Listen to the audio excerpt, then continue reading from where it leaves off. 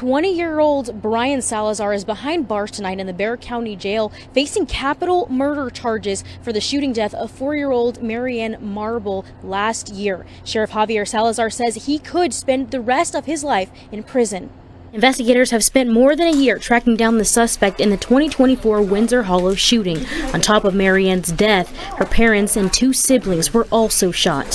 5 members of a family were all shot, and Maryann unfortunately lost her life almost instantly after being shot in the head. This surveillance video showing 2 people firing at the house in broad daylight before running away to a stolen car. Sheriff Salazar saying investigators believe this was revenge. We actually developed what we still believe to be a motive in this case.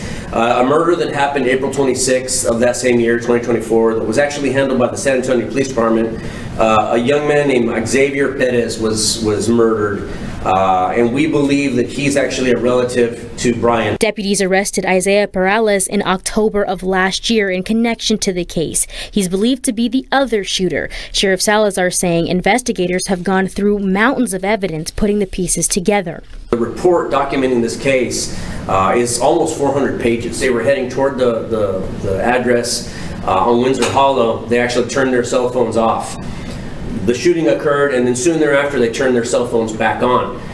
In the hours after the shooting, we can see where at one point they went out to Calaveras Lake, for example. It's the same lake where the Bexar County dive team found this murder weapon more than 5 months later. And today, SWAT officers arrested Bryan. This little girl, at 4 years old, she's gone forever. Nothing can ever get her back.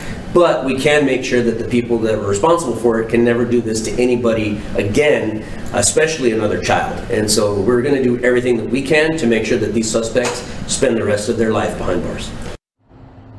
On top of capital murder charges, Bryan Salazar also faces 2 counts of injury to a child and 8 counts of mass shooting aggravated assault. Sheriff Salazar says he's not cooperating with the investigation at this time.